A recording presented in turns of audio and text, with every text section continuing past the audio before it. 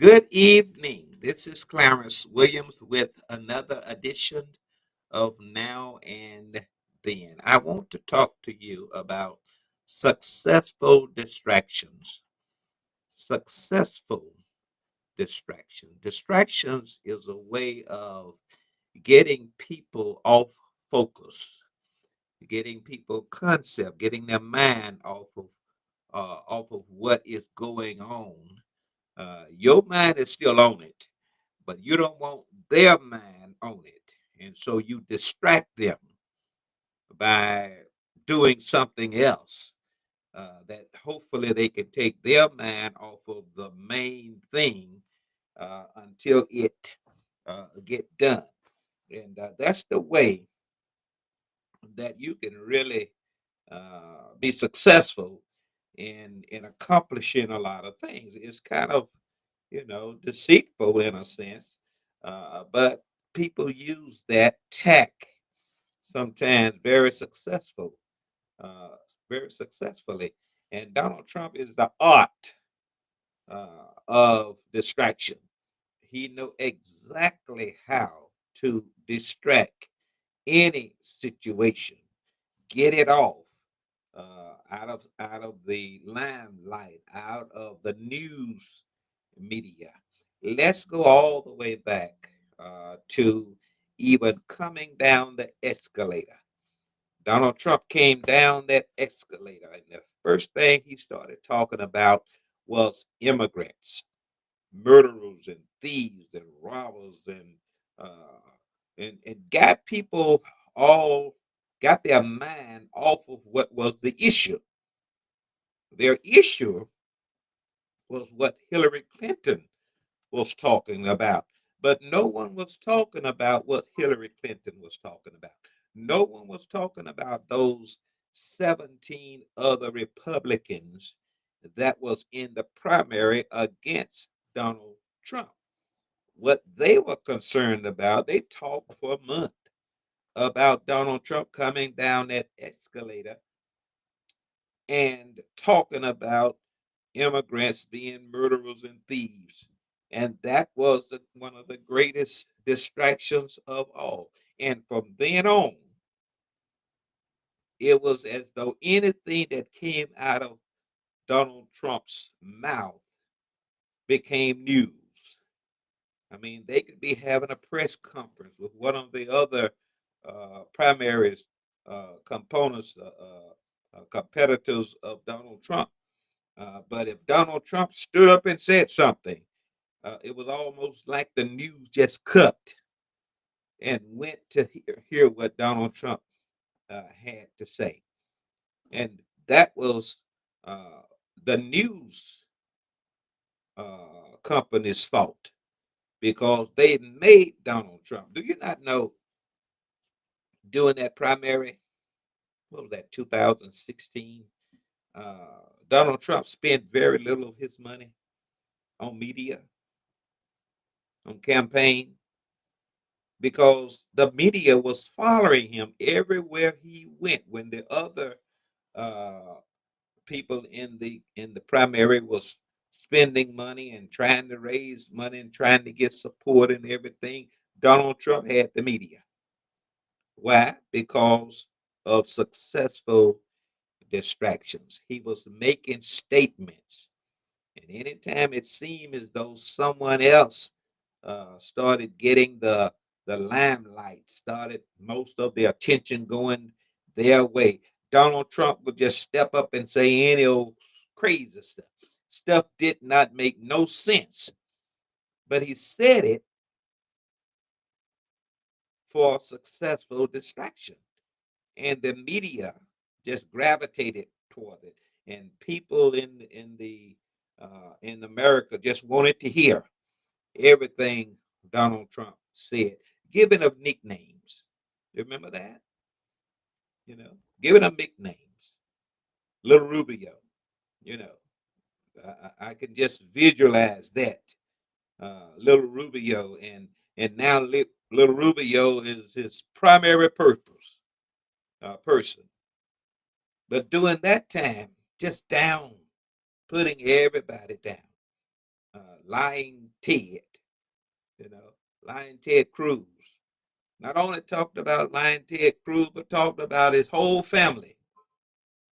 You know, anything that put people down, that was successful distraction. Causing events, just doing things, cause an event. Look what he did with LA. Just cause an event, you know.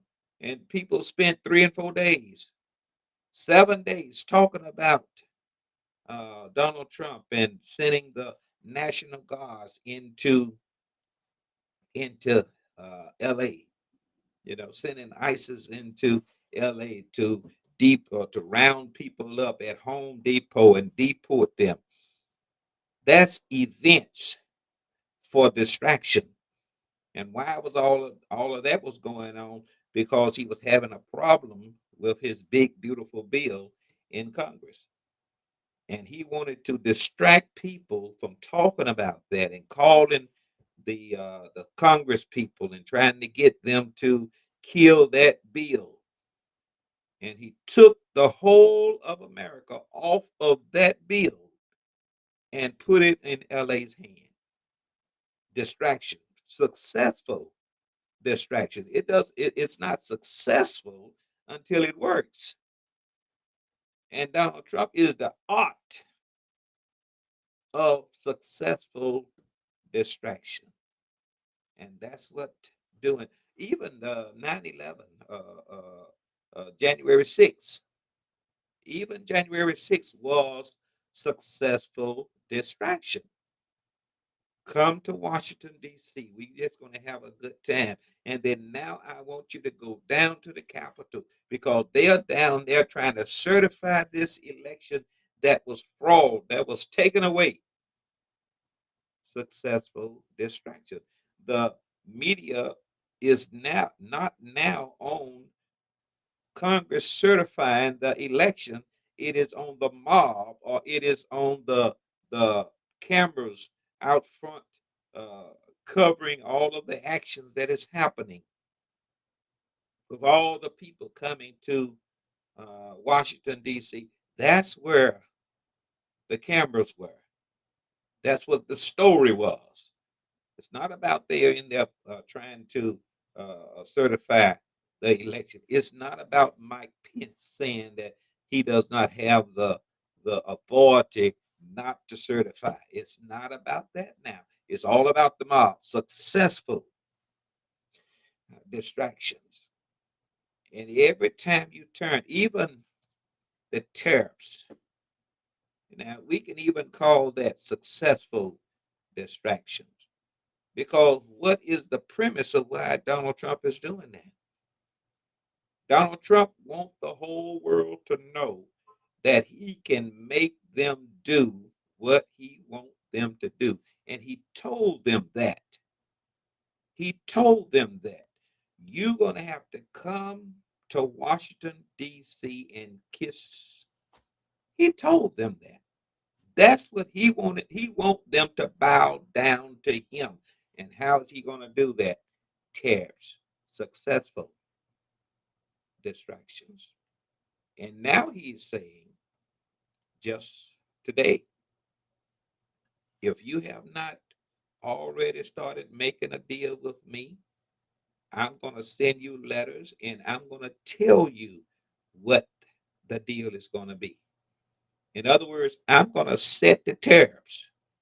I'm going to punish you because you didn't come and do what I told you to do. Successful distraction. Successful distractions. The stock market. He knows that all he has to do is make a statement, and the stock market can go up or down based on his statement. Successful distractions, and he already know why he keep talking about the Fed chair lowering the rate. He know what that's doing.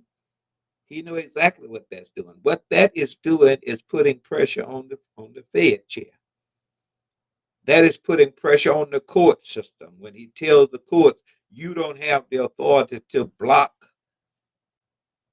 the judgment that I've already made. And then he has that same justice system up in the Supreme Court, still has not made a decision. And no, they already know the answer to that question. But successful distraction. And now, on his birthday tomorrow, successful distraction. People are talking about the parade. You're not talking about the big, beautiful bill. They're talking about the parade. And the big, beautiful bill is still being negotiated, still being debated, still being talked about. And everyone believes that eventually Congress is going to pass it. Yeah. They're not talking about the millions of people that's going to be put off of their uh, uh, Social Security is going to be the amount that they get in their paycheck is going to be shortened. Now, I can say you're going to have less in your Social Security check, but it's not really just taken away from your Social Security check. It's your Medicaid, and if the government stop funding the portion of the Medicaid or shorten that portion that you should be paying for Medicaid, then the government is going to have to take that out of your Social Security. That's the way your Social Security is going to be short. If the government is paying 100% of your Medicaid costs, and that Medicaid cost is $110, and they say, no, we're not going to pay 110, we're only going to pay 50, then you have $60 you still have to pay. And where the government is going to get that $60 is out of your Social Security check. So when people start saying they're going to take away your Social Security, that's what they're talking about. When they say they're going to take away your Medicaid or Medicare, that's what they are talking about. When they say they're going to take away your food stamps, you know, that's what your SNAP, excuse me, that's what they are talking about. It's going to be less. You're going to have more of a requirement placed on you in order for you to qualify for it. And then those that can work, that is on the system, going to have to now prove that you have been out there looking for a job. I remember when I was working in the union, and when we got laid off of one job, then we went to unemployment, and then unemployment gave you this form, and you had to bring this form back every time, proving that you have been out there looking for employment. Maybe that's the same way it's going to work with Medicaid. You're going to have to prove that you've been out there looking for a job, looking, or you're going to have to prove that you have a job. I don't know, you know.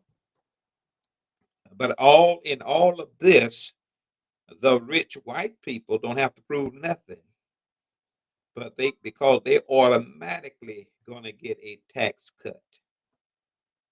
And someone said that the big beautiful bill is going to cost the average person $1,600 to $1,800 a year. Yeah. You don't have to prove nothing. That's what you're going to have to pay. That's an addition to your the bills that you have to pay, your debt. Yeah, because you're not going to have that kind of money coming in. At least $1,800 going to be cut out of your whatever funds you have coming in. That's what it's going to amount to. But then the big rich people don't have to prove nothing. All they have to do is be rich, and they're going to get their cut. So it's taken away from you and giving it to them. And then the tariffs that the foreign countries are going to pay, because President Trump has already told you you're not going to pay that. the companies in the United States going to have to pay that. It's going to be those foreign countries, those Chinas, those European countries, those Canadian countries, those Mexican countries. Those are the ones that's going to be paying it. And you believed it and you voted for it. And then Amazon came up and said, we're going to put a line item there, whereas it's going to be showing the uh, purchaser through Amazon the additional cost for the tariffs that they're going to have to pay. And then you send a notice to Amazon and say, don't do that. And if you do that, I'm not going to like it. And then Walmart comes up and say, we're going to raise the prices because we just cannot eat this. And then you go to them and say, don't do that because I may not like that. So if Walmart is going to do it, and if Amazon is going to do it, of course, neither one said they're not going to do it now because you threatened them.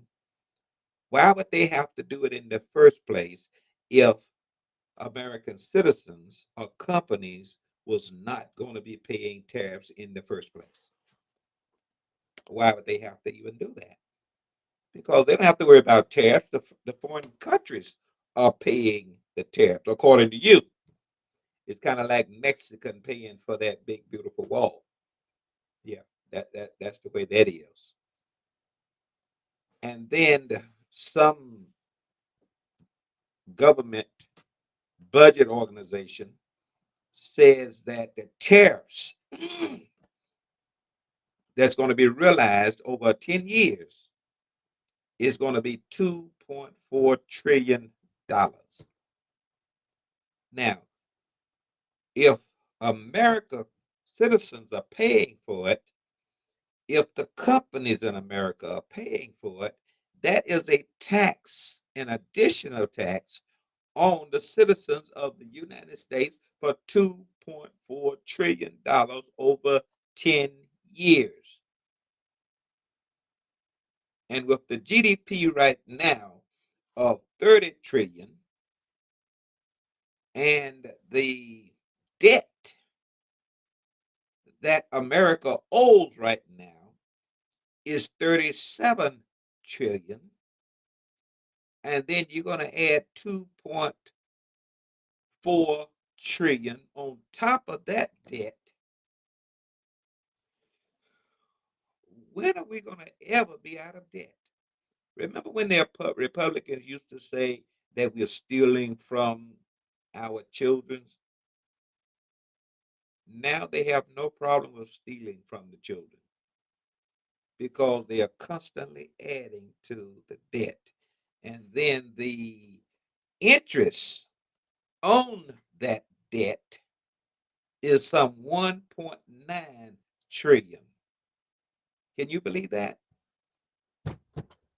And the interest on these bonds, 30-year bonds right now, is 4.3, 4.4% when it used to be 2 or even 3%. Now it's 4, over 4%, and you are still borrowing money. Why you think they're borrowing money? Because they don't have, America does not have money to pay its debt. And that's the way that it gets money, by selling treasury bonds. 10-year, 30-year, 5-year treasury bonds. And that's the way it accumulates money. So we are constantly borrowing money to pay our debt. And then the big, beautiful bill is going to increase it so that we can continue to give billionaires a tax break.